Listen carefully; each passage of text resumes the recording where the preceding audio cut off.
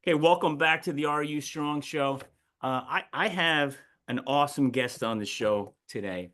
And before I introduce him, I just want to talk about most people say, hey, you need to get these star athletes on your show. You need to talk about the people that are doing all these crazy things. And this guy, once you hear this person's story, he's not the star, but he is probably one of the most important guys on the team. And he plays backup QB at Monmouth University here in New Jersey. He's the team captain, but he's not the starter, but he's still the team captain. What are the odds of that? He's majoring in criminal justice, wants to be a police officer, which runs in the family. We're going to talk about that, which is really cool. But what he likes to talk about, and I think is really cool too, is that he's a dual threat quarterback, 75% completion rate, and he's got twice as many rushing touchdowns as passing touchdowns and as a backup QB. But the thing I want to point out again before I introduce him is academics.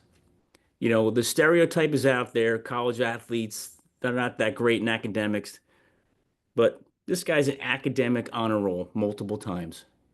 And that's something he's going to be super proud of as he continues to grow and develop in his very young life. And we've got a long way to go and with cool things to happen. But welcome to the show, Frankie Savino. Thank you so much, Jeff. I'm happy to be here. I'm excited and I appreciate that awesome introduction. Yes, it's really cool. So before I rip off a million questions, just do me a favor. The audience is probably wondering, who is this guy? Where is he from? So tell them a little bit about yourself. Yep, like you said, my name's Frankie Savino. I'm from Emerson, New Jersey, 2 square mile town in Bergen County. Um, I'm a follower of Christ above all things. I played football at Monmouth University for 4 years.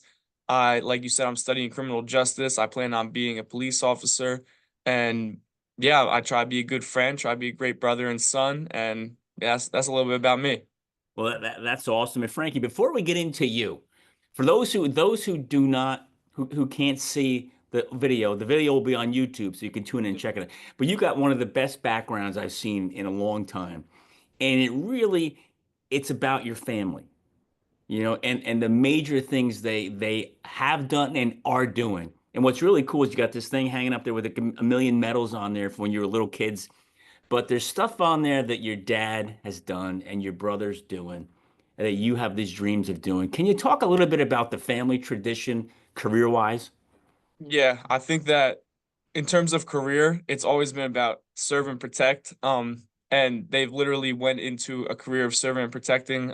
My father is a police chief. He is an arson investigator. He is a volunteer firefighter. He is an officer of emergency management. He is the commander of the rapid deployment team in Bergen County. And this time of year, he also plays Santa for a couple towns around. He grows out his big white beard and plays Santa. And then my oldest brother, Mark, he's a state trooper in Delaware. And then my other brother, Nico, he just got hired as a federal agent. So serving and protecting is something that runs deep in our family. My mom as well. She's probably the toughest woman I know.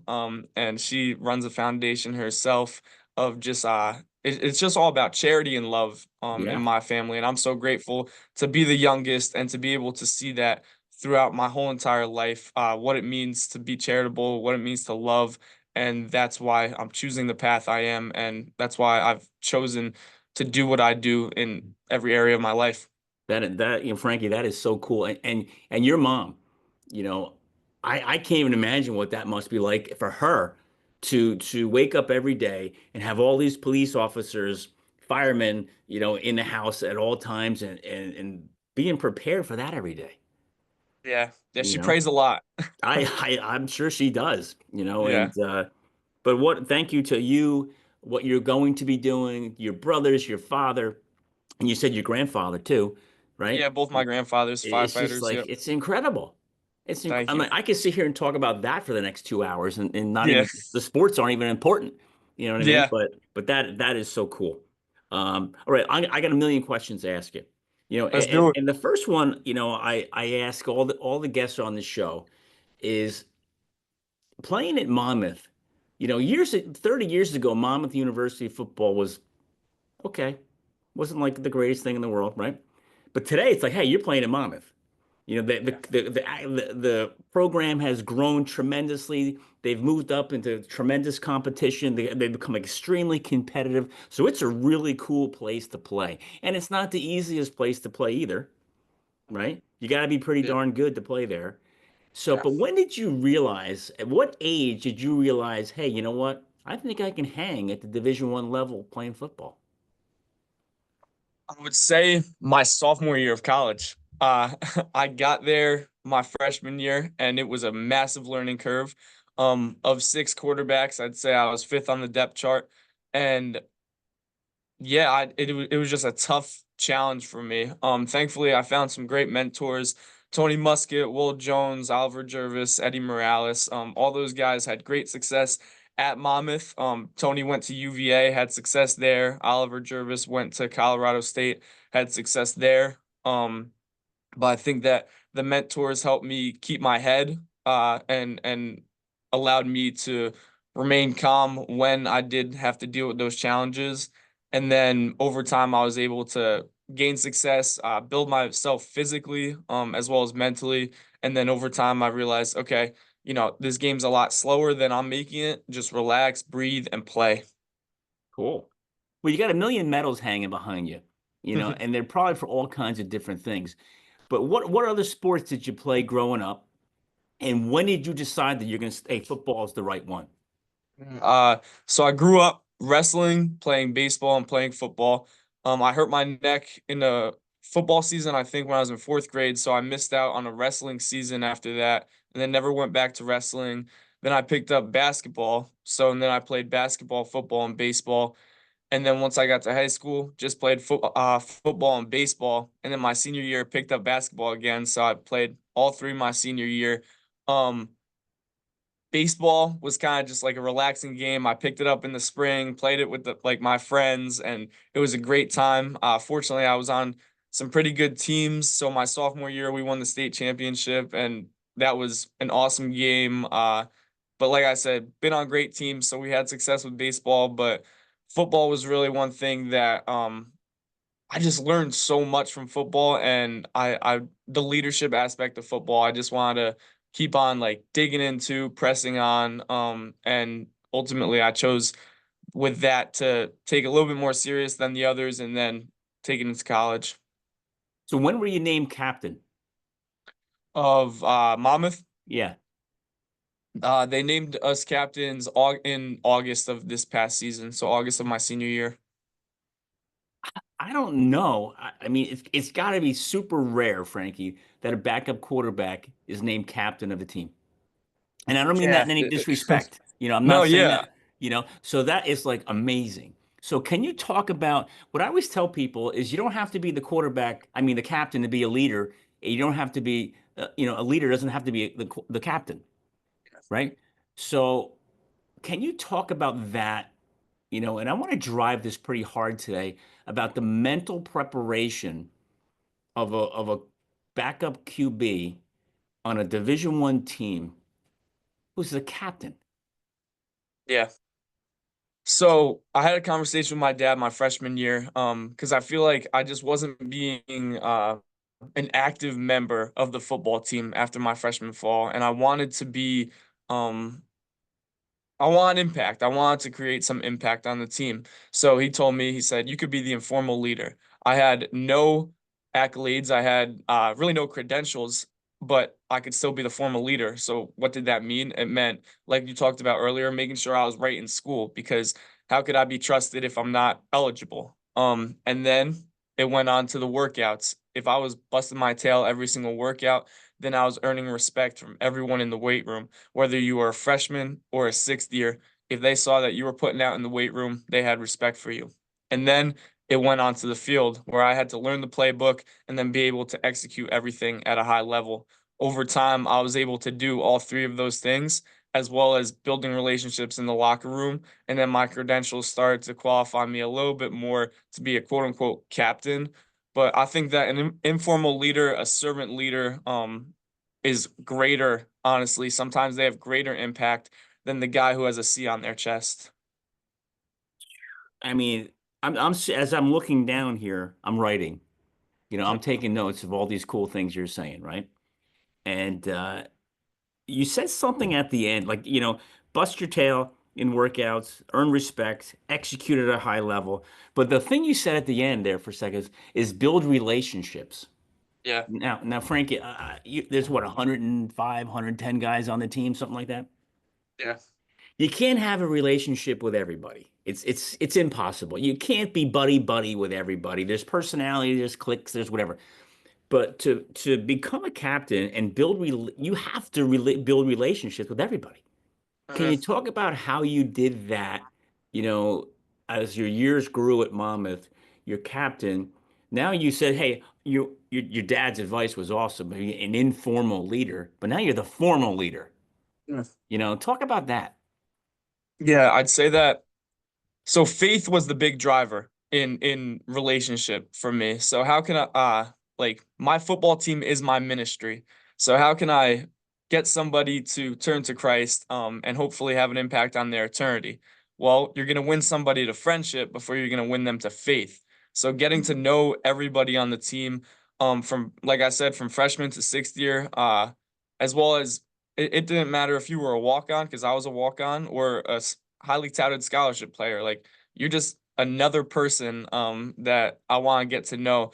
And honestly, there are probably 120 guys that I have a good relationship with every single one of them. But it's all about effort. And Mm. there are guys that I have better relationships than others. But I could confidently say that everyone on the team I would go to war for.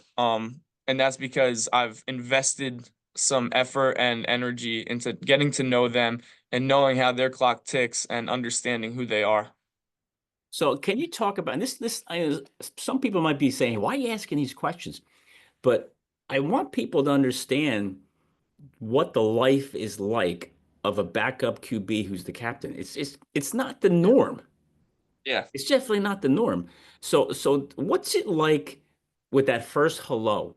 New kid on the team, freshman comes in, you got to build this relationship. You're not really sure how he's going to take to you, the team, the locker room, the culture, the atmosphere. How do you Yeah. pull that young man into that atmosphere? Um, First of all, myself being vulnerable, and kind of softening my heart because if I approach him with an ego and a hardened heart, he's gonna maybe sniff that right out, or he's not gonna want to, open and extend himself to me. So honestly, just saying, "How you doing, man? I'm Frankie Savino," and then over time, breaking down whatever walls the new guy may have because I may meet an 18-year-old on their first day as a freshman, but now with the transfer portal, I'm meeting a 23-year-old that also may have a little bit of an ego sometimes and doesn't want to Mm. open up.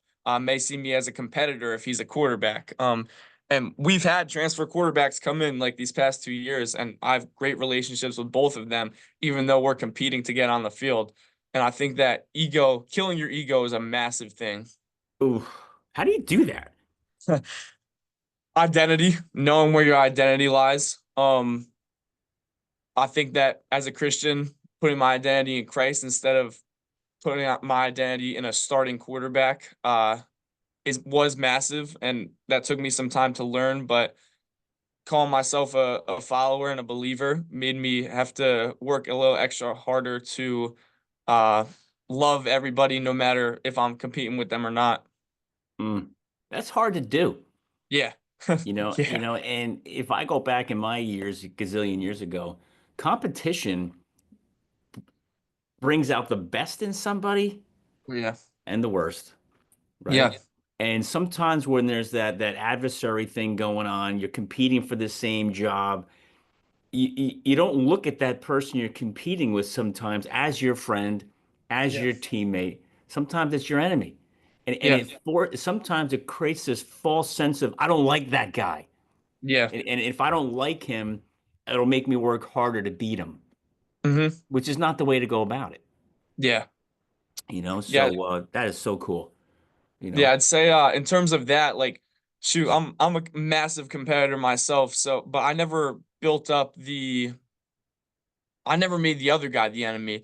I made my initiative and purpose in okay, I need to execute this this opportunity right here to the best of my ability and do well for the rest of the team. Whoever's out there with me, the 10 other guys that are out here on offense, make sure that we beat the 11 guys on the other side of the ball. And that's all that mattered in that moment. And that's not easy to do. It's No. definitely not easy to do. So let me ask you this one. How many years you been at Monmouth now? Or 4. And you played all 4 years.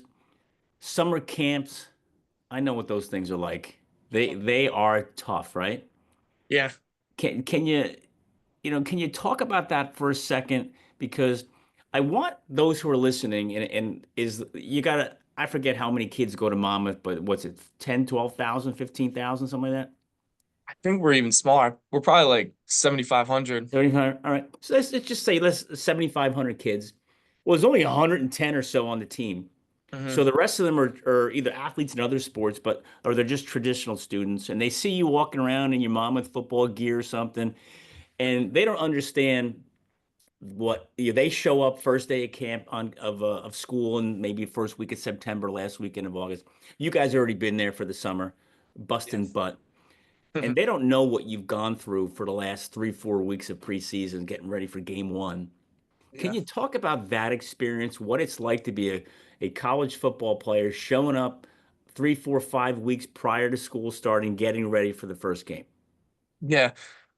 Shows how much you love it, being able to detach yourself from your home life because I mean, shoot, you are away from home for a lot of the year. I'm very fortunate to only live about an hour away from school, but I got a buddy who lives in Virginia, so he doesn't really get to go home many months out of the year.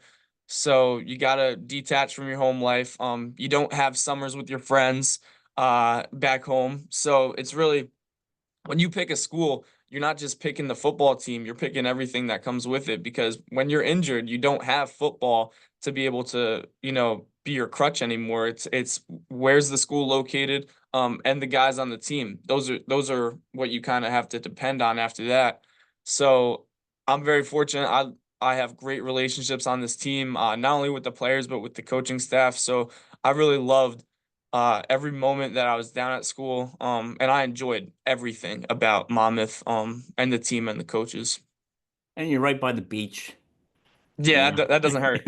You can't argue Yeah. with that, right? Walk along the Yeah. beach, you know? Oh yeah. So how did playing college sports, college football, really contribute to your own personal growth and development over the 4 years? Because you show up as, like you said, an 18-year-old kid, and now Yeah. you're a 22-year-old man.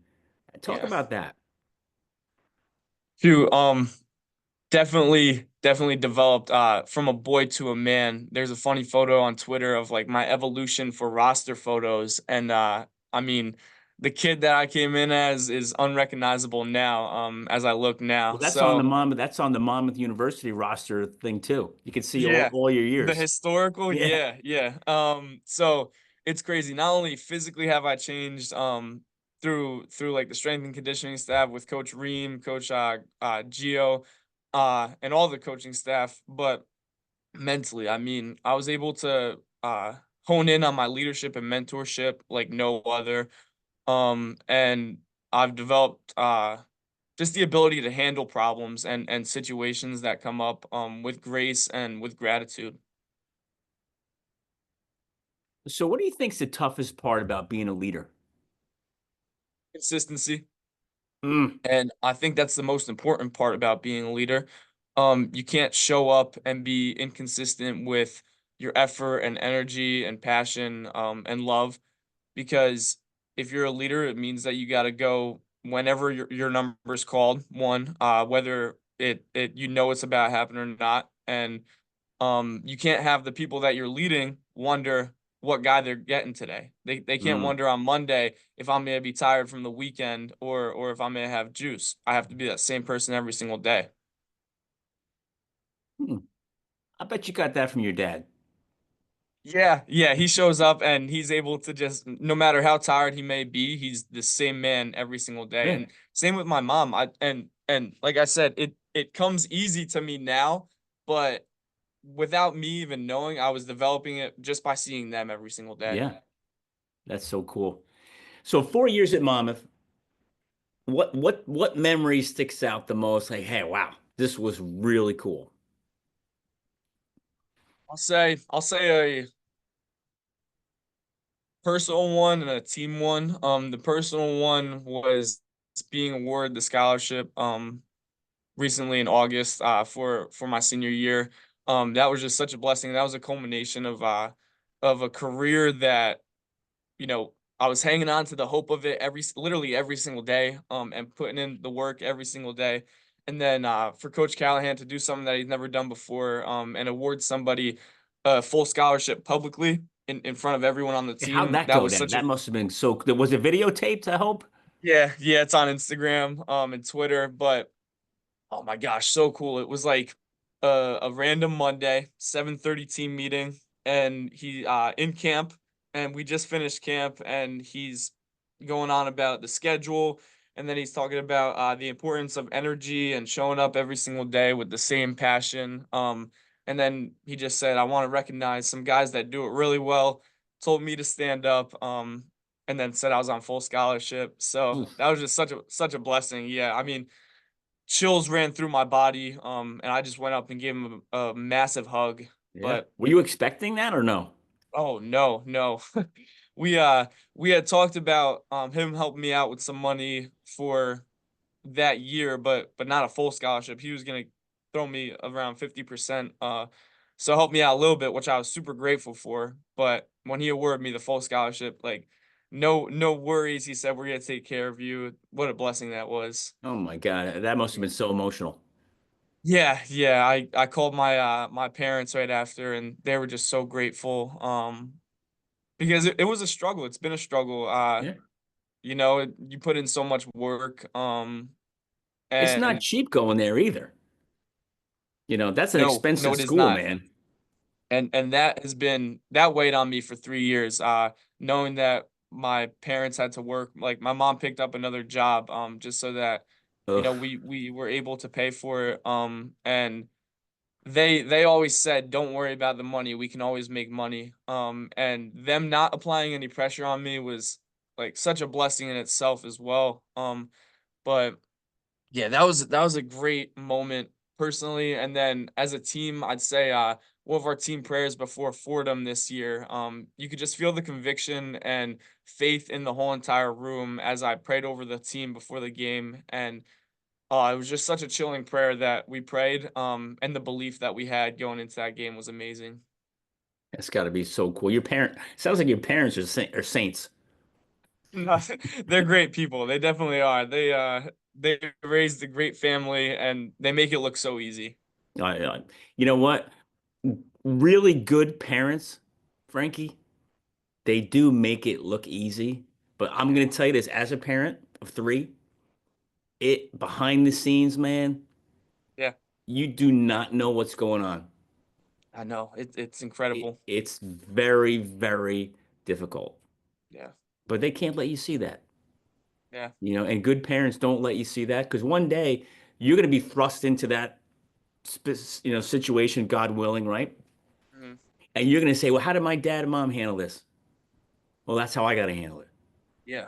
You know what I mean? And then once you get thrust into it and you realize what it takes to handle it, that's when you go back to mom and dad and say, holy smokes, thanks. I appreciate everything you did 10 times more. Yeah. You know what I mean? But you'll get there. Yeah, I can only imagine, Yeah. seriously. Yeah. So how do you think college sports is going to impact your future now? It's over. The game's Yeah. over. It is what it is. Yeah. One day we got to take that helmet off. That's it. How is that going to impact the future? It's laid a great foundation for me. I was able to go through things at 18, 19, 20, and 21 that a lot of people are honestly going to have to wait to experience when they're in their late 20s and early 30s. So I'm very grateful to have been able to been dealt some conflict and some challenges early in life, so I was able to kind of figure them out, and press into them so that later in life when I'm dealt a hand that I really don't want to have to deal with, I'm able to handle it. So the problem solving aspect of college football was massive for me, as well as time management, being able to handle football, school. I work 2 jobs at school, and I'm a president of one of the clubs at school. So being able to handle all of that while trying to be excellent in everything that I do is a challenge as well. But I mean, I'm able to handle it, thankfully. So that was another big thing. Um, as well as being trying to be comfortable in uncomfortable situations. Whatever may come up. That's in training, in game, or having just to deal with maybe somebody not being happy about coaching staff, something as a leader, as a captain, I have to handle all of that. Yeah, you just blew my mind for a second here, Frankie, is time management. How the heck, I just want everyone to understand, like just playing college football alone, forget all the other things in life, is ridiculously time consuming, Mhm. right? You're putting in Yeah, 35, 40 hours a week in football. yeah, Then you work 2 jobs. yeah. What the heck were you doing? Did you sleep? Yeah, basically my day was from 5 a.m. to 9 p.m. And I'm fine with that. Boredom is the devil's playground. I'm fine with having a job and having to do all these different things. But thankfully my coach Robertson was able to schedule our quarterback meetings during times that would work with my work schedule during the day and the rest of the quarterbacks' class schedules and whatever they may be doing. So when I was working during the week, I was able to go from football to class to meeting to work to another class, and then sometimes to our club and then bed. And then my other job, I work on, I bounce at a bar. So Friday and Saturday nights, like in the off season, we don't have anything. So that worked out. That's crazy. I don't know how the heck you did all that.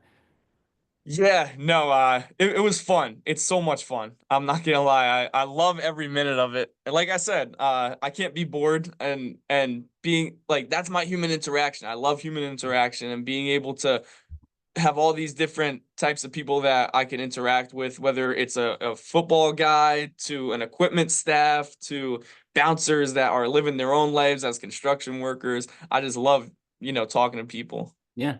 And you still found time to be all academic. Yeah. It's incredible. Thank Yeah. you. It's incredible, you know. So, all right, I'm going to go backwards a little back and forth, but let's go back into the QB mind, Yep. right? Backup quarterback, you have to be just as prepared as the starter. Mhm. And I think there's a major difference, Frank, and I want to drive this a little bit, is the starter knows he's showing up to play. He knows snap one, it's his. He's prepared, he's ready. He can go to bed at night knowing he's waking up, he's going in. You go to bed not knowing if you're getting in or not, but you got to be Yeah. just as prepared as him. Can you talk about that type of mental preparation and how you have to stay ready, to be ready to get in there? Because one bad play, you're in, and you might be in for a long time. Yeah. So Coach Gallo and Coach Robertson, they emphasize how there can be no drop off between 1 and 2. If the standard is here, the standard is there for everyone in the room. That's 1 through 6. Ooh, So holding up the standard and then elevating the standard has been an emphasis for our whole entire team. So being able to run the offense to the standard of a starting quarterback, period. It doesn't matter what the name of the quarterback is. If the offensive line never looked behind them, they better think that the same guy's in no matter what, because we're moving the ball and everything's good and we're communicating the right way. So holding up the line, holding up the standard is emphasized incredibly. And then you know, just being ready. I think that our coaching staff did a great job this year of emphasizing the fact that you may never get a chance because our offensive line is phenomenal and they kept our quarterback upright this year and he got the ball out real quick. So I may never get that shot, but if the opportunity does come up, they were confident in me to run the offense smooth, and I appreciated that from them. that's really cool. I just heard this thing the other day. Speaking of offensive linemen, I don't know what I was watching. It might have been an NFL today or a college thing. I don't know. They said there's only one position in football where their back is always to the ball. Yeah. Only one. Offensive Yeah. lineman. They never get to see what's going on. Yeah. They just are planning for it and they're hoping you're back there doing what's supposed to be done, but they Yeah. don't Talk really about get to trust. see. Yeah, holy Yeah. smokes, you know? Yeah. So standards. I love that. Hmm. You know, the standards should be the same across the board. Hmm. As a captain, a leader, when you see somebody who's really not sticking to it, Yeah. what do you do? Yeah. I think that the dangerous thing that most people would do is try to solve their problem for them. But when you start solving problems for other people, the bigger problem is the fact that they can't solve problems at that Mm, point. And this happens a lot when you get a younger kid, who may have a little bit of entitlement, and everyone's telling them how phenomenal they are, and kind of coddling them. I think that Ralph Waldo Emerson said a great quote. It's treat a man as he is, and he will remain as he is. Treat a man as he could be, and he will become what he should be. So if you ooh, that's treat an so 18, cool. yeah, if you treat an 18-year-old, like a senior starter, then he'll start to over time progress a lot faster than if you just coddled him as a freshman. So treating everyone as expected to the standard will have everyone follow suit a lot quicker than if you say, "Oh, he's a freshman, he's got 3 years to figure it out." Because as a senior, you don't have 3 years and you want the best out of your team right now. So when you emphasize everyone holding their part of the rope, um, that's when you're able to have a little bit more effective leadership and effective teams over time. That's cool. I love that. Treat a man as he should be, Yep. right? Yeah, treat a man as he could be, he will become what he should be. That's incredible. So, advice.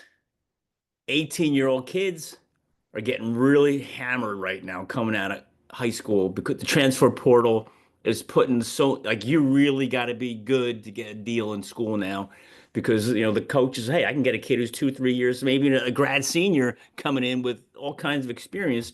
What advice can you give to the high school kids coming out, showing up on Monmouth day one to make sure they're ready? I'd say put your pride aside. A lot of the time, every single year, you get a kid who's told that he deserves the world out of high school, and then he shows up in August or in June, in the summer, and he believes that he really does deserve the world without putting in any work. But if you put in the work and if you put your nose to the grindstone every single day, everything that you believed you should have gotten, you'll get. But if you think that you just deserve it and it should be a handout, that's when you find yourself jumping from school to school, having the same issues, and building no relationships. And then you find yourself a couple years down the line without a degree, and with honestly 5 years wasted, because you haven't built any foundation for yourself for the years to come. Okay, I'm gonna hit you with this. Yeah. You just talked about jumping from school to school to school. Hmm. You could have left after your freshman year. You Yeah. could have left after your sophomore year. You could have left after your junior year. Why not? Guys, when I was an 18-year-old, I made a Twitter post that said I'm 100% committed to the University of Monmouth. And if I left, then I wouldn't be 100% committed. And I think that being a man of my word is much greater than having a successful college career, honestly, in terms of if you define success as touchdown passes and throwing and yards throwing. I think that telling somebody that you're committed to them and then not being committed to them reflects poorly on your own character, as well as all the relationships that I had. Seriously, I have the best friends at Monmouth University. I've invested so much in the faith community at Monmouth University, and I believe that staying was so much greater than leaving, and leaving all that behind. You know, you're not the norm. Thank You you, know, but I you're appreciate that. definitely not the norm. I mean, most kids say like, "Oh, like I'm out of here. I'm not going to Mhm. play. I'm out of here." It's Yeah. just like, holy smokes, and it's like the one of the biggest names in college football, Arch Manning, right? Mhm. He could play anywhere. Yeah. For some reason, he's not playing there. But, the starting QB is pretty good, you know. Yeah. But he could have picked up and left last year. He could have picked up and left this year. But you Yeah. know what? He'll get his time. Mhm. And man, there's not too many guys like you that are out there, man. You Thank you you. you got to feel pretty good about your standards are just incredible. You Thank know. you. Let me ask you this though. I'm sticking to the backup QB mindset. I mean, because I just Yeah. really Yeah. think this is so important. Is how the heck do you stay motivated for 40 years after the coach says, "Sorry, Frankie, but you're just not the guy"? Like, how do you stay Mhm. motivated and resilient through all these years? I think that's just my foundation is built on just like pride, like passion and energy. So I say that I'm a passionate and energetic person. I better show up every single day with passion and energy. Sure, it hurt my pride a little bit when year after year I was told that I'm not going to be the starting quarterback, but you know, we get 12 Saturdays a year to play the games. What are we gonna do the rest of the year? Just mope around because I'm not the starting quarterback? Heck no. Like I'm not gonna lay down and die there. I'm gonna show up to training with passion and energy, because I got a whole lot of opportunities for that. And just take it day by day. When you think that you have to play 4 seasons, um, like today, it could be very overwhelming. Whereas if you just wake up with fire in your gut and want to work hard for everyone around you, it's a whole lot easier to get going and live with that passion and energy. It's not easy though, man. It's not easy to do that. Like you said, consistency before. That's the sign of being a good leader. Consistency. It's so Hmm. hard to stay consistent, you know, especially when you're told you're not going to play. You know what I mean? That's crazy. How did you balance the academic pressure? That's something that most guys would slack on. Hey, you know what? I got to work 2 jobs. I got a Yeah. club I'm running. I'm playing a sport. It's okay not to do well in school. How the heck did you stay at the top of the crop in academics on top of everything else you're doing? Showing up. It's that simple. If you show up, if the teacher sees your face 100% of the time, um, you know, I don't know if I should say this, but they may throw you a bone at the end of the semester if you're They doing they well in the do. class or not. They, They do, and that's the fact of the matter. But if it was a little bit harder of a class, my attendance helped me out tremendously. As well as building a relationship with these professors. They know that I'm a quarterback on the team. They know that I'm a president of a Bible study on campus. So they know that I'm dealing with stuff outside of the classroom, communicating with them throughout the semester. Hey, can I have an extension on this, or just getting in front of them so that when it comes time for them to grade your paper or to grade your test, they say, okay, this kid showed up. yeah. We're gonna grade them the right way. I don't know if I should say that, but I No, mean, but Frankie, that's important because sometimes just class participation yeah, gets you. I'm not saying this was you, but let's just assume your grade was borderline BA, yeah, right? And like, well, the kid showed up. He's always here. He's always talking. He's always communicating. I'm gonna give him the A. yeah, Whereas if you're BA, I never see him. He doesn't participate. He doesn't really get involved. Give him the yeah, B. yeah. And if you show up and you take notes, that's studying right there. So now instead of having to cram for the test, because you weren't there and you got to get this information in your head, okay, I showed up to every single class, I took notes, and I participated in the conversation. This is me studying so that now outside of class, I can handle everything else that needs to be handled. I'm prepared for the test. I'm prepared for the exam because I was at every single class. Yeah. And I can handle everything else that life has to throw at me. Like you said, you're a father. You have so much things to do, so many things to deal with at work, and then you have to go be the greatest father that you can. Yeah. You can't do both at the same time. You can't Right. bring family to work, work to family.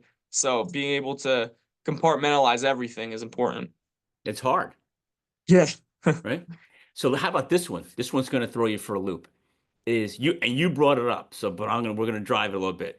Your freshman year picture, I looked at it before, right? Yeah. You look like you're 10, Yeah. right? You look at you Yeah. now, you don't like you said, it's unrecognizable.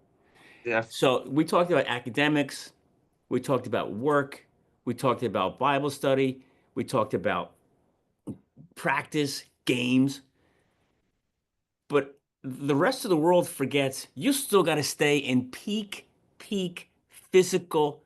Forget the mental side. We could talk about that all day long, right? But Yeah. that's is ridiculously important. But the physical side, Yeah. you've gained probably 30 pounds since your freshman year, or maybe more.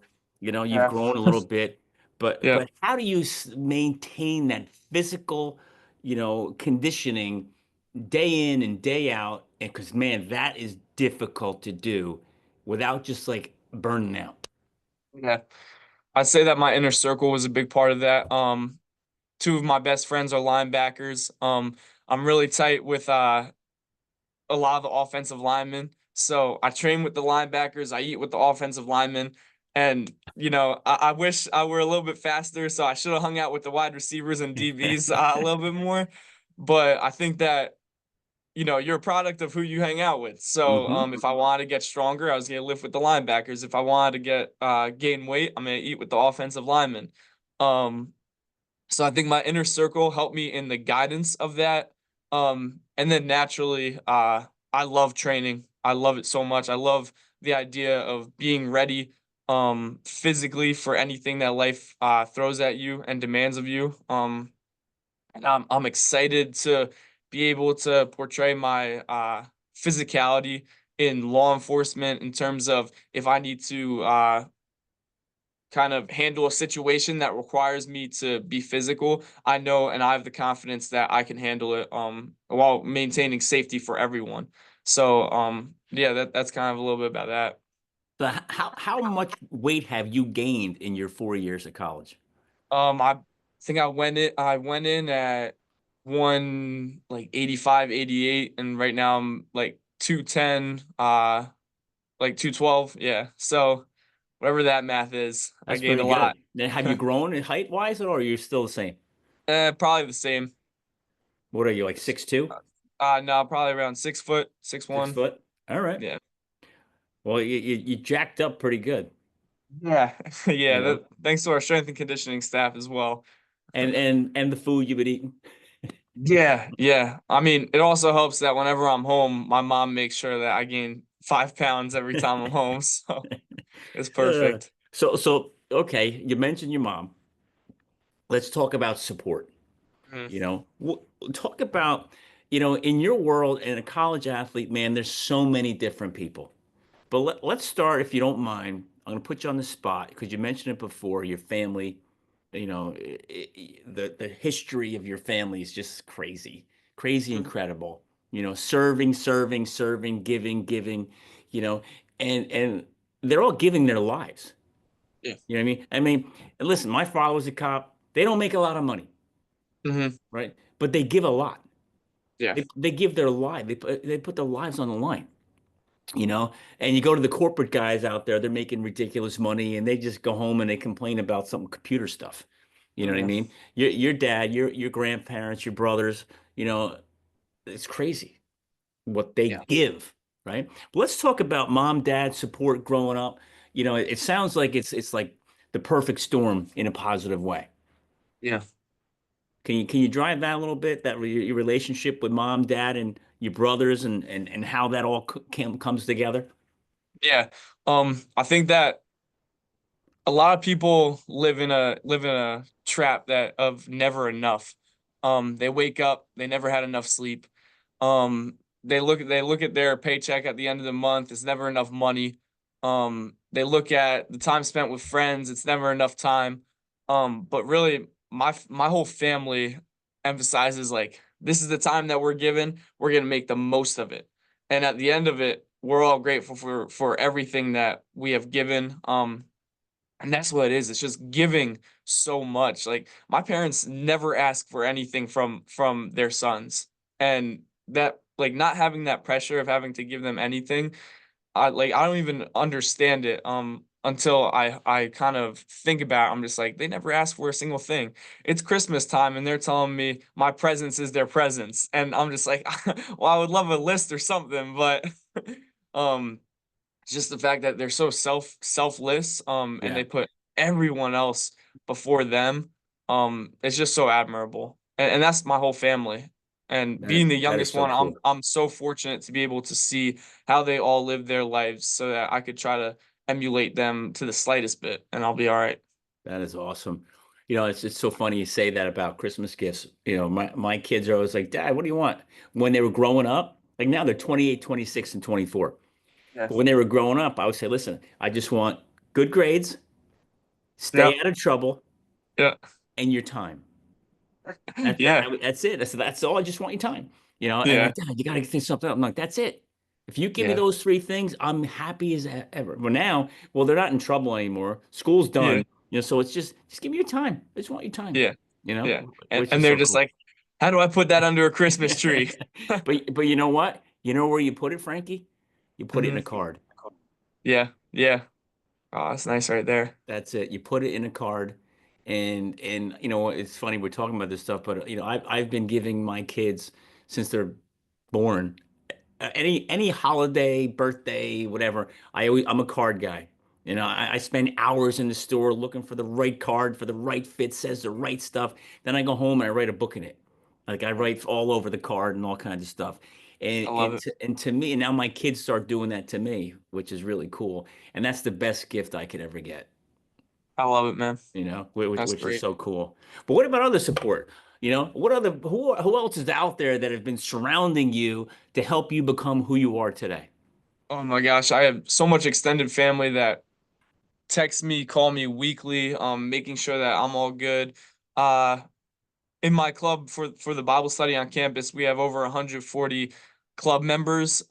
So it's just such a blessing to have that much fellowship on campus. Wow. And you started To this group? So I didn't start it. All of one of my mentors my freshman year, and best friends now, Oliver Jervis, he started it probably 7 years ago. Um, but my freshman year, it was 6 to 12 people showing up every week. Now we've had 60 to 75 people show up. So it's just so incredible to see the growth on campus. But that fellowship, that Christian fellowship, as well as like my inner circle, I have so many people that I can rely on to make sure that I'm all right. And I'm being poured into so much, and these people don't even understand, and that allows me to pour out onto so many people. It gives So you energy.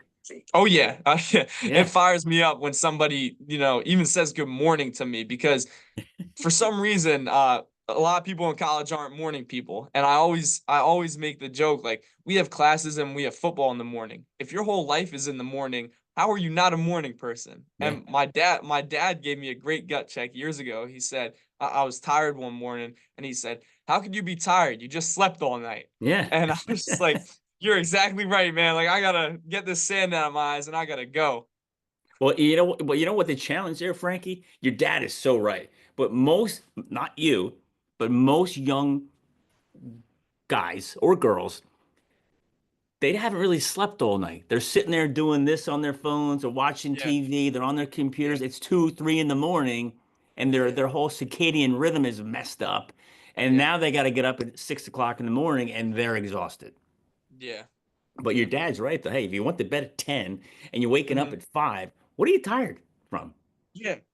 Exactly. You And know? and it's tough because as a bouncer, like I'm not a night person at all, but my shift is from 8 p.m. to 3 a.m. Ooh. So yeah, it's Now where it's were you working? brutal. Say again? Where were you working? Johnny Max, it's in Asbury Park. It's right Okay. down the road from Monmouth.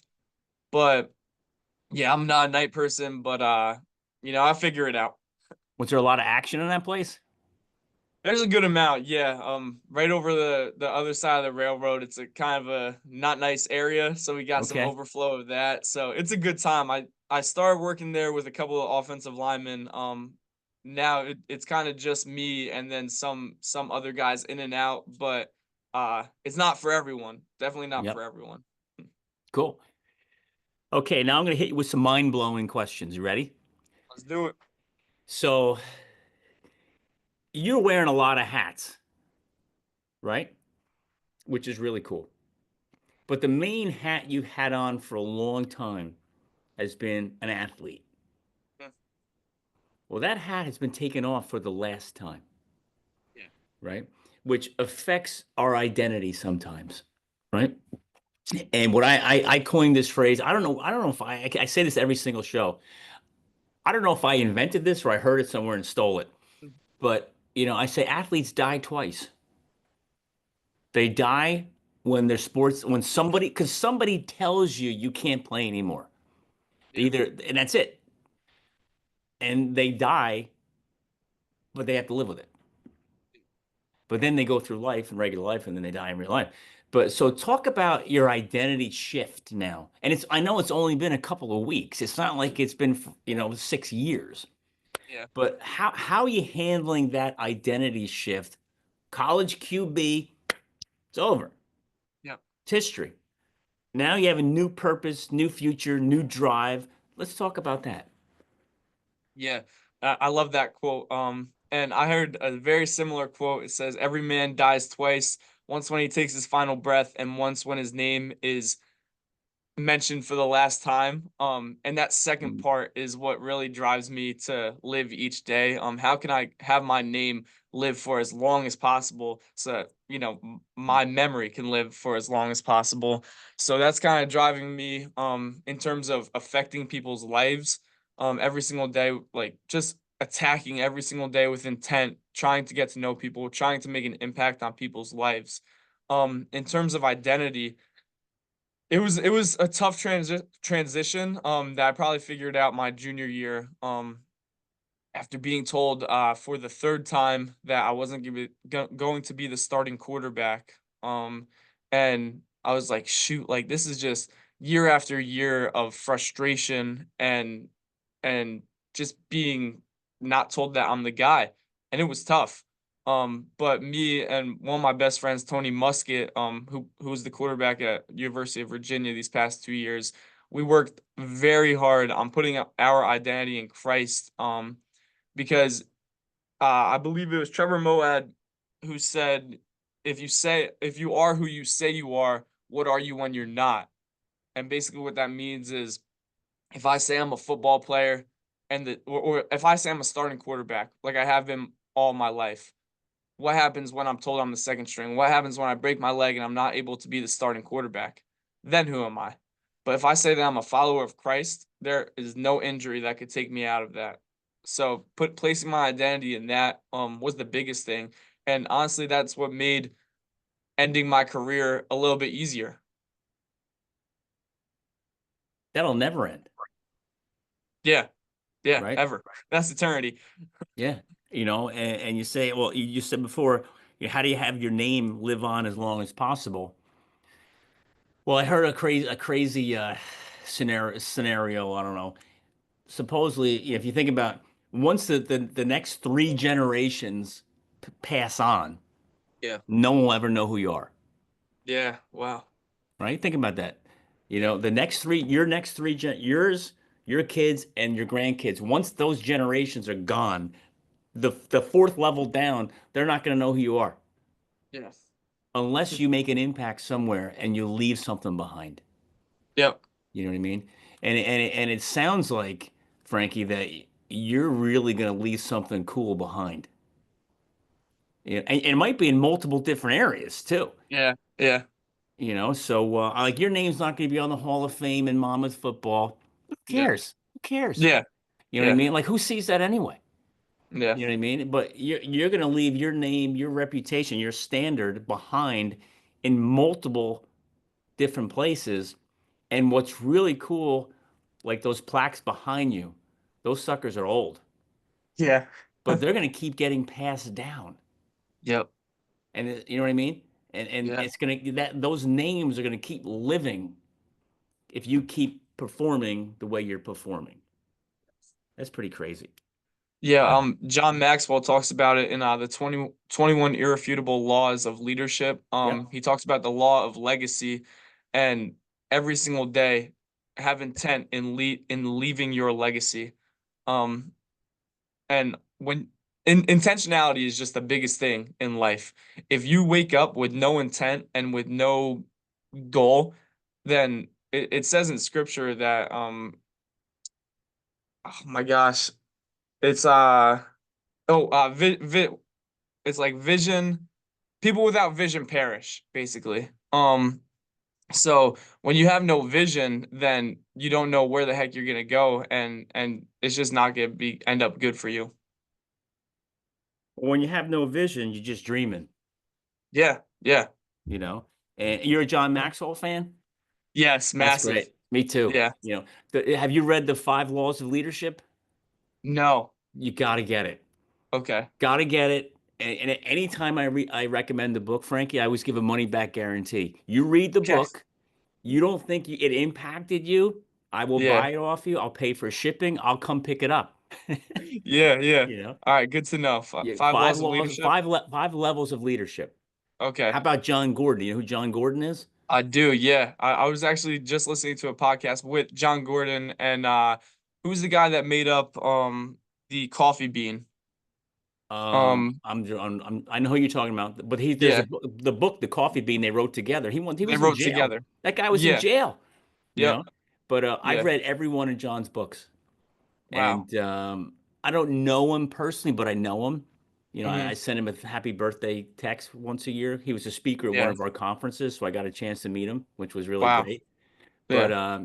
his books are just crazy good, Yeah. you know. Yeah. So I highly recommend you read those, you know, as well, every single one of them. And if you don't Hmm. like them, I'll buy them all off of you. Yep. Yeah. I like that. So how do you feel now? You know, Frankie, you know, football's over. How you feeling? It was tough. You know, something that you've been doing for so long, and then to wake up one day and not go back to it, it's obviously going to be difficult, having that realization. But I'm super excited for what's next. I'm excited for my career, and it's a whole new ministry that I can now focus on. This next semester, I'll be helping out the football team with their leadership council, and that's something Cool. that me and one of our strength and conditioning coaches, Gio Grassi, put together last year. So this is year 2 of the leadership council at Monmouth University. Now, what's that all And about? so after last year's 4-7 season, the one of our strength and conditioning coaches, Gio Grassi, who's a great man, who's a great mentor to me, he kind of approached me in the weight room as I was working out, and he said, "What do you think of a leadership book club?" And I love the Ooh, idea. Yeah, I love the idea, can I come? and yeah, we would love to have you. And basically what it was we started with the 21 irrefutable laws of leadership, and we broke down 2 laws each week. And we started it over winter break, so we were hopping on Zoom calls and we were going through it. Over time, we picked around 20 different guys to be in the book club. Over time, we added and subtracted a couple of guys. um but that was just such a game changer in terms of getting everyone to speak the same language, and get everyone on board of leadership. Now this year is year 2 of it, and we're really excited. And I won't be on the team in the fall, but I think that I could kind of press into my leadership and mentorship a lot more now that I'll have a little bit more time in the spring to help out Coach Gio, and to help out mentoring the next line of leaders. I would love to come hang out with you guys for a day. Yeah, yeah, I have absolutely. so many books I can recommend, and let's just drive that for 2 seconds. It sounds Hmm. like you're either have become a reader or you've been a reader, Yeah. and it's so important, you Oh know. yeah. And I tell people I made a huge mistake in my life where I didn't start reading books until I turned probably 40. Hmm. A long time. You'd be like, oh my God, Yeah. it's so long, you know. But for me, that was 20 years ago. Yeah. and I've read hundreds of books now, Yeah. and it just changes the way you think sometimes, changes the way Yeah. you look at things sometimes, changes who you are Yeah. sometimes. Yeah. So Absolutely. it is so important to stress that to you young men in that group. That's so cool that you're doing that. Yeah, And there, we're really excited. and there's so many books that you can read, especially on around leadership. Oh my God, Yeah. Yeah. that's a great thing. Yeah, I started to love reading really probably last year when we started this book club because I was able to apply it. Like if I'm not going to read fiction and follow a story, I have no interest in that, but if I could read something and apply it, like I find great power in that fact. Oh And yeah, Craig Rochelle who is a great leader himself, he said great leaders are great readers. And leaders are readers. yeah, I hang on to that Yep, because it expands your mind way more than you'll ever understand. And there's so, like you said, there's so much good stuff out there. yep, Our offensive coordinator just got me a book, Lead for God's Sake, for my birthday yesterday, and I'm really excited to read that. yep. And when you find a good book, Frankie, you just can't put it down. You Yeah. know, Oh yeah. you're Yeah, I've constantly in experienced it. that. And when I read, here's some books that I have that are business related books. But when I read, I don't know if you can see the tabs. Hmm. Wait, there's a better one here. It's for those that are not on the video, they can't see what we're doing. But I got all Yeah. these tabs. I'm reading. I highlight. I go nuts when I read a book. You know, and it's just so important. But here's a good book. I just interviewed a guy named Trent Clark, Hmm. college baseball player, became a coach in the major leagues, coached in a couple Hmm. World Series. He wrote a book called Leading Winning Teams, Okay. right? Trent Clark. It says how to motivate and teamwork, motivation, strategy, and to achieve big league success. It's incredible. It's all Yeah. about mindset, mentally getting guys ready to go, and how Yeah. they think. It's so cool. Yeah. So another one to add to that long laundry list of books you want to read, right? Yeah, So, baseball's amazing mentally. I mean, oh yeah, oh you're gonna yeah, fail way more than you succeed. yeah, So, yeah. And I interviewed a couple golfers. mhm. Holy smokes, talk about Oh mental yeah, failure. These yeah, guys, think about what they're trying to do. Hit yeah, this little tiny ball 500 yards away into a hole. You know? yeah. I mean, golf. I'm not good at golf, but I love golf because it's the idea of how well you manage your misses. And Yeah, if you could, when you think of it like that, that has a direct application of yeah. life. Oh my God, yeah. Oh my God. So work ethic. Mhm. Let's talk about your next career. You want to be in law enforcement, right?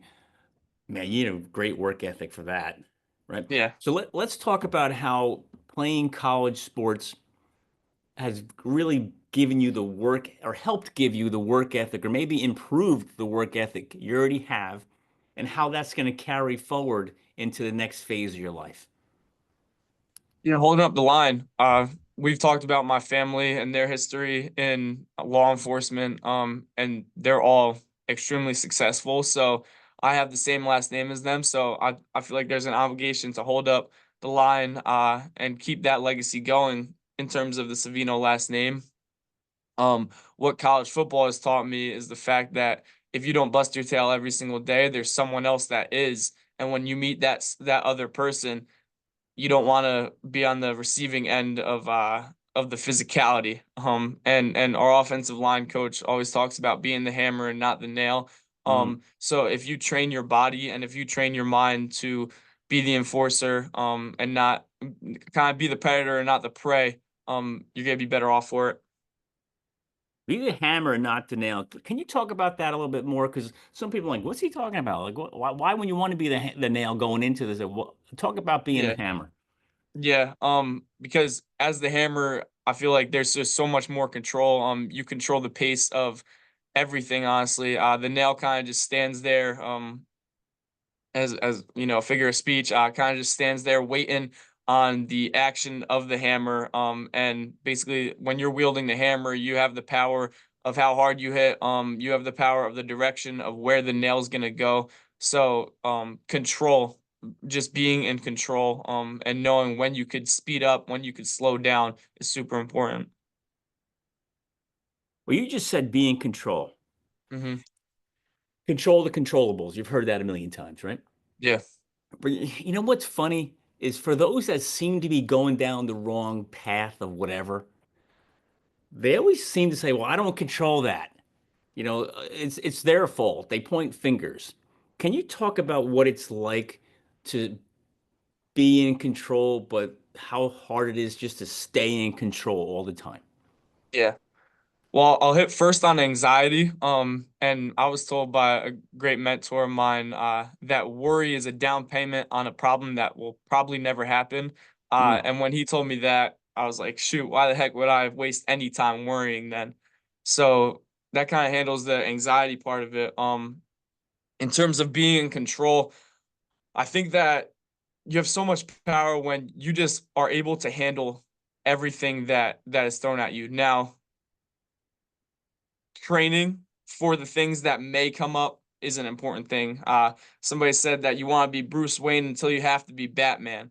Um, Being able to show up in the suit all clean cut, yeah, and handle that business aspect is important. love that. But when, stuff hits the fan and you have to come out and defend and protect, you got to be able to put on the cape and put the mask on and be able to go to work there. I love that. You got to want to be Bruce Wayne before you got to be Batman. That's so cool. Yeah. You got Yeah. so many quotes, man. It's really good. Yeah. Thank you. So how about, I mean, you're talking about so much pressure related stuff in your life.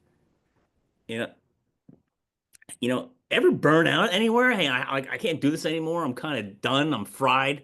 That ever happen? Yeah, I'd say it's the people that pour into me that help me out to not burn out. And also being real with myself. If I see that something isn't giving me life, I could cut it off right at that limb.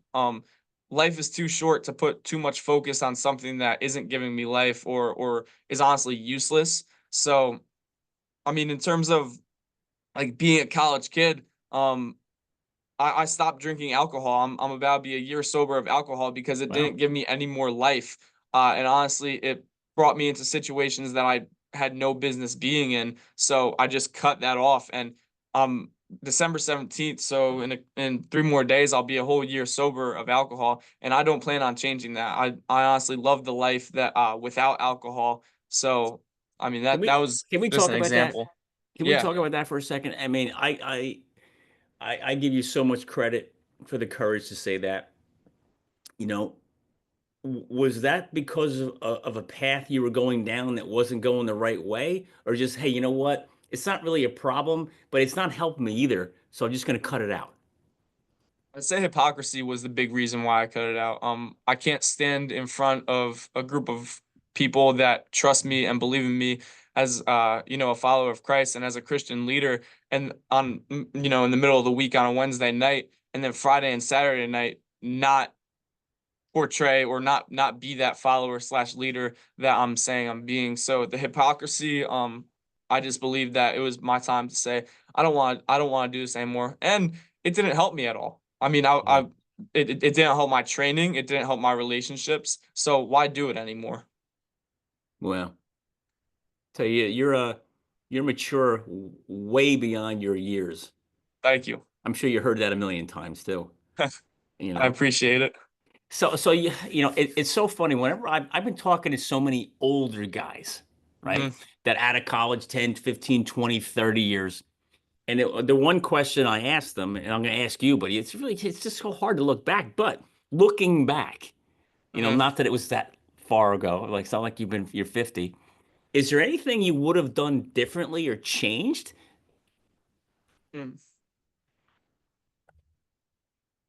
I would say I was very timid my freshman year. Okay. Um and I was in this bubble of, all right, I'm an hour away. I'm gonna start going, like, I'm gonna go home on the weekends instead of pressing into the relationships on the team. And that was really my first semester, where I wasn't traveling. So, you know, 70 guys on the team were on the road. So I was just going home, kind of staying in my bubble, like I said earlier, kind of being coddled, honestly. Um, so now that was only for one semester, but I regret it because I missed the whole entire semester of of pressing into relationships, of doing things that, you know, of growing as an adult Yeah. at that time. Instead, I was just retreating home, and going back to comfort, like we talked about earlier. So that's really my only regret, is that first semester of coddling myself and staying in my comfort bubble. So when did the light bulb go off for that? Hey, you know what? I'm not going home anymore. I'm gonna hang here, stay here, and build relationships here. I'd say my old man called me out on not having any friends at school. All right. Yeah, he you know, uh, he's a no BS type of guy, so he's gonna be honest with me, and I appreciate that. I'm honest with him. So having some people give me gut checks on like, dude, stay at school, build relationships, handle what you have to handle, and over time you're gonna get Hmm. more and more comfortable and better at it. Um, so that helped. That definitely helped. When you're forced to say hello to somebody that you don't know, you know, Yeah, yeah, you, exactly. you know what I tell new people in my industry as well as anybody, all of your friends, I don't care who they are, they have all started out as strangers. Yeah, And it's just it's well, there's synergy, likability, and commonality is what creates the connection. But if you definitely. sit home every day, you're never going to have more friends. Yeah, You know, they're not going to come 100%. knock on your door and say, "Hey, Frankie, come on out and play." You know what I mean? Like Yeah, that doesn't happen anymore. You know, yeah, yeah, that's really cool. So, professional goals. Let's let the world know, hey, you know what? College is over in a couple of months. It's no longer a couple of years, it's a couple of yeah, months. yeah. What's the plan for Frankie Savino? If you could, hey, this is the trajectory, this is the path, this is where I'm going. Yeah. Graduate in May, start the police academy in July, be on the road in January of 2026.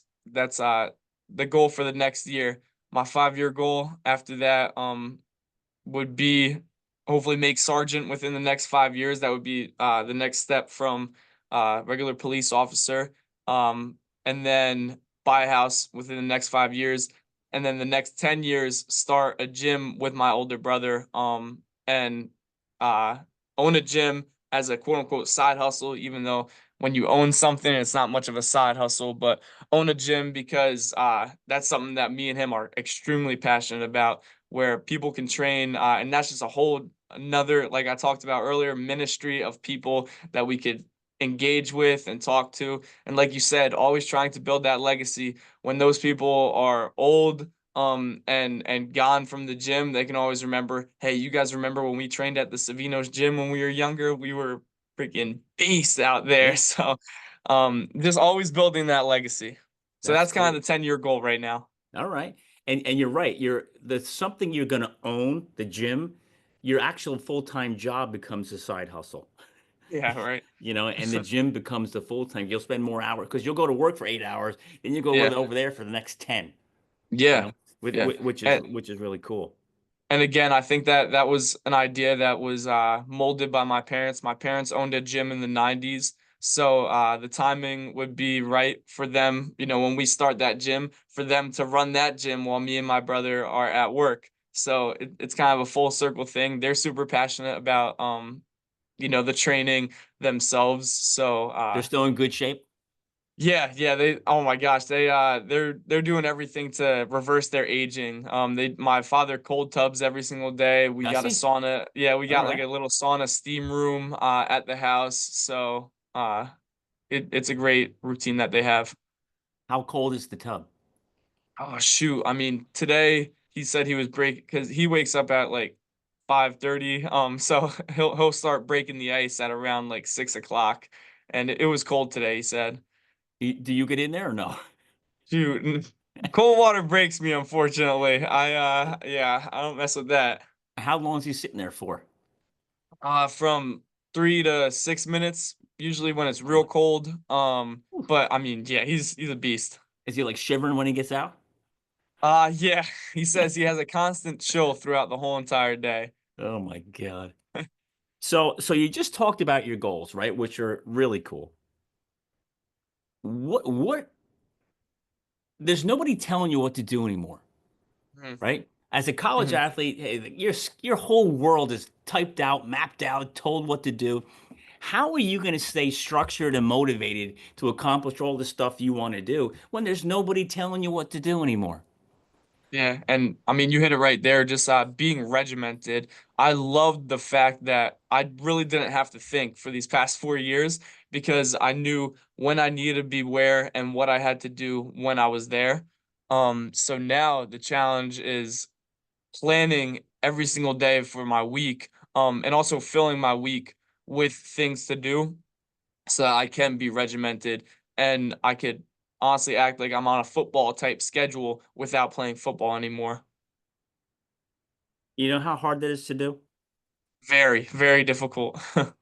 Frankie, I'm telling you.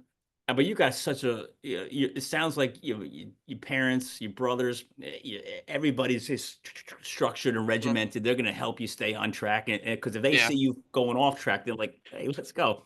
You know, yeah, but football has given you the roadmap, the game yeah, plan yeah. on how to run your life. And you can choose to continue with the structure, be regimented, disciplined, consistent, or you can run from it. Yeah. And what I have found over the years is that those who run from it typically don't succeed much. Those who stick with it are usually the guys that go on and become, wow, look at what they've done. Look at what Hmm. she's done. Holy Yeah, smokes. yeah. So but it's not easy. I'm going to tell you right now, as a former athlete who used to be told where to go, what to do, when to eat, what to sleep, everything, you get into the real world and you have a job that kind of tells you, but there's nobody following you around watching Yep, every move you make, yep. so You're only accountable to yourself at yeah, that point. It's yeah, not like, you got guys depending on you to hold up your line. right. It's really just you. And I have no doubt you'll be phenomenal at whatever you Thank you. do. But Thank you.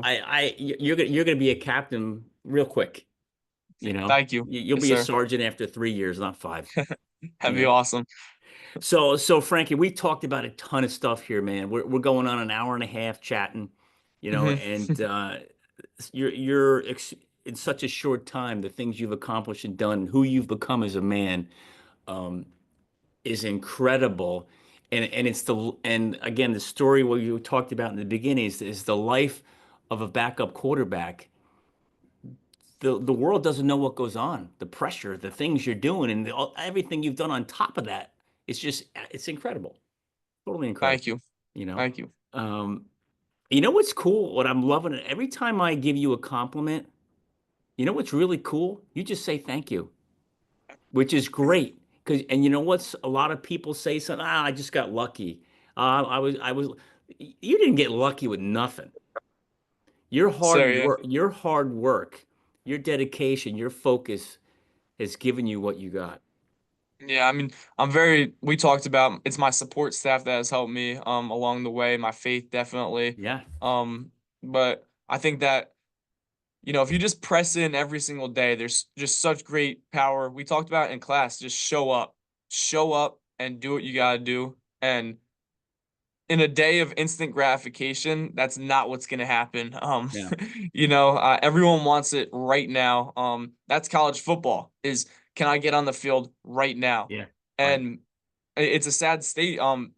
Even relationships, I want this right now. And you see, people and relationships because of decisions that they make in that moment.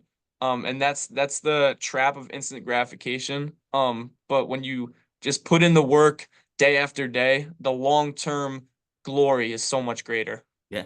Oh, you're 100% correct. So, is there anything I haven't asked you yet that you think we should cover before we wrap it up? Yeah, you want to talk about mentorship a little bit? And Sure, let's do it. yeah, yeah, like in terms of drive this backup quarterback idea a little bit more. Okay. I think that mentorship was massive because, okay, not only am I a backup quarterback, but I also have four other quarterbacks that I have to lead at that point as well. Oh So my God. I How the think heck do that you it do that? So it's your job to lead them. yeah, yeah. Oh my I goodness. think that being able to, because it's not like the starting quarterback looks at you like you're a starter. but the other guys do look at you as a starter. Right. So They being want your able job. to exactly. So being able to handle that with grace, and the idea of killing your ego and showing them, all right, this is how you properly be an active member in this on this football team. You know, I know that you're pissed off that you're not, where you want to be. You may be the third, fourth, fifth, or sixth string, but there's a way that you need to go about this. You can't be the lone wolf or the lone sheep that just pouts and is in the corner, because we've had that in this quarterback room, and that person has been identified as the lone sheep, and it's tough because you have so much resentment and tension. So whatever your job may be, we were talking about football right now, but when you're not where you want to be right now, or when you're not having the success that you want right now, I don't think that resentment or tension is the way to go about it. But you could talk a little bit more about, what's that like in the business aspect. Oh yeah. Oh my God. There's so many people, Frankie, in the business world, um, especially in my world, it's in the financial sales arena. Yeah. Um, it's I love the attitude of why can't I have that? Why can't I do that? Well, Yeah. you can if you do this. You can Yep. if you do that. Well, then it comes, well, why do I have to do that? What do you Hmm. mean? Why do I don't have to, I don't have to do that. Oh, yeah, you do. You Yeah. know what I mean? And what I tell people is those who win all the accolades and all the awards and all the things in my world, like right now, our year's coming to a close, and there's certain people that are just skyrocketing, doing phenomenal things. And the only reason they're there is because they're just willing to do the things that these other people aren't willing to do. Yeah. They're not any better. They're not any smarter. They're not any nothing. They're just willing to do the difficult things. Willing to become uncomfortable, Yep. and then become comfortable with the uncomfortable. Yeah. Like you mentioned that before. Yeah. So in the corporate world, it's the same thing. Yeah. And leadership is important. If you want to bring yourself to the top, you got to lead, and you got to Hmm. lead by example. Yeah. And like, how can you lead when you're not in a leadership position though at the top? Like when you have to answer to somebody, when you have to put up numbers for someone above you, how can you still lead? It's you just got to keep doing it, the daily grind, the daily job. You got to show them that you're willing to do what needs to be done. You can't tell people to do a job if you're not willing to do it yourself. Yeah, definitely. And again, I've been in this forever, and I remember being brand new in 1988. June 1st, 1988 was my first day on the job. And I just remember looking up to these older guys who weren't really old. To me, they were, but they were probably Yeah. 35. And I'm like, how the heck did you do that?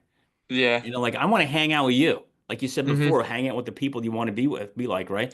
I want to Yeah. spend time with you. I want to do what you're doing. Show me what you're doing. Show me how you got there, Yeah. and then just mimic it. Just follow Hmm. the success pattern is just there to follow, but it's your choice to follow it or not. Yeah. And what I always tell everybody, just like college football, nobody said it's easy, Yeah. Yeah. right? And anything worth doing, it's going to be hard. No It's going to doubt. be hard, but you got to grind, you got to grind, you got to grind, and you got to want it. Yeah. And if you don't show up every day with the passion of wanting to do it, it's not going to happen. Yeah. And the other part is belief. What you have a tremendous belief system in your head, man. It Yeah. is so Yeah. obvious. You believe in so many things around you that have gotten you where you're. If you don't believe it, you're right. It's not going to Yeah. happen. Yeah. Which is Yeah. crazy. But that's mentorship is so key in everything. Yeah.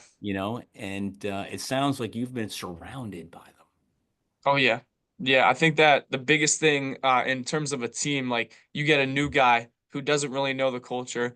But if you live with such great passion and you're able to not push that passion on that person, but allow that person to feel the passion that you have and make them love something as much as you love it, over time, they're going to start to mold to the culture. And this is why we emphasize this leadership council on the football team. Have everyone speaking the same language. If we have everyone with the same passion, with the same desire and goals of winning and of having a real family of for Monmouth football, then the new guys get integrated, whether they're a freshman or a transfer, they get integrated into the system just like that. And now we're going. There is Mm, no buffer period of yeah. having to get them, set, integrated, understand the culture, then play.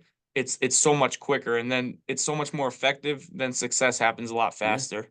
I love what you just said. Leave with passion without pushing it. Yeah. That they'll follow. Hmm. If you bring the energy and the passion, the right ones will follow. Oh yeah. Those who won't, no matter what you do, they're not coming, Yeah. you And then know? you weed them out, you know? Yeah. Yeah.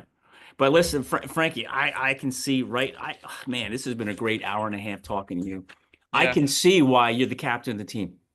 Thank you. I can feel it. I can see it. It oozes out of you, Thank you you. know? Yes, sir. And Appreciate that. just because you're not throwing the ball doesn't mean you're not leading the team. Hmm. You know, that is so cool. Well, Frankie, listen, man, I can't tell you how much I appreciate you being on this show. This has been phenomenal. And I want you to stay in touch. I want to see you in the academy. I want to see you in that uniform. I want to see you following your family's footsteps. And it's not going to take you 5 years. In 3 years, you're going to be a sergeant. Yes, sir. I appreciate Yeah. that. In 5 years, you'll be the captain. That'd be pretty sweet. Wait, I'm no, wait, 3 years sergeant, 5 years captain, 10 years lieutenant. Yeah. Yeah. Something Some, like I think, yeah, I think it's police officer, sergeant, lieutenant, captain, and then chief for most chief. people. But yeah, I mean, shoot, that'd be pretty awesome if I Oh, can make it you'll happen. you'll you'll be the chief one day too. Yeah. It's just a matter of when, Yep. you know. All right, Yeah. Frankie, great being on the show with you. I wish you nothing but the best, and I'm looking forward to catching up with you again when you're wearing that uniform. Yes, sir. I appreciate you having me.